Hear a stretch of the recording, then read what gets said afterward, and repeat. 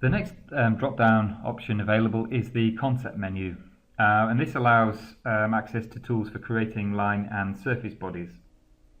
Now, 2D surface bodies can be created from pre-existing edges, sketches or existing faces, and we can see here in this tree structure some of the surface body types that are available. Here we're listed as 4 surface bodies, 2 of which are active and 2 of which are frozen by virtue of the difference in the colour. These 2 in the centre being the frozen surface bodies.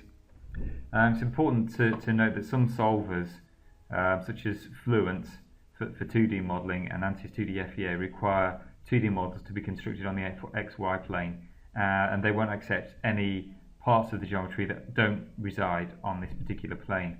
So if we're creating 2D geometry, you need to ensure that it is created on that particular plane and doesn't breach any position beyond that.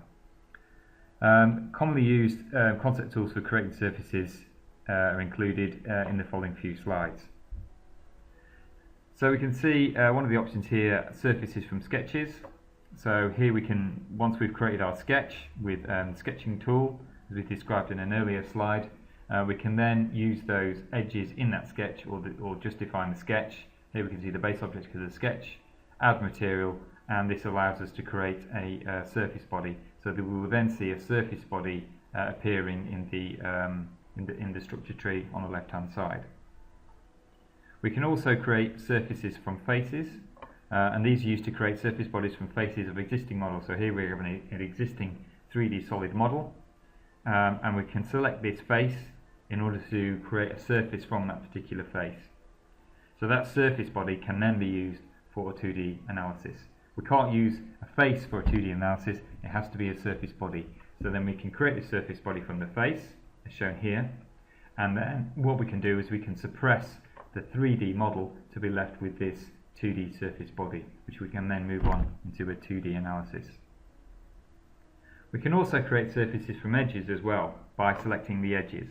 So we choose concept surfaces from edges, and we select the edges and line bodies needed in order to define that surface body.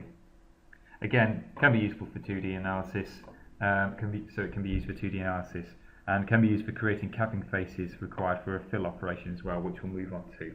But here we can see the 2 edges that have been selected in order to create the surface body, and so here we have 2 solid bodies and a surface body remaining, and the surface body has been created from these 2 line bodies. We could then, of course, suppress everything apart from the surface body in order to perform the 2D analysis.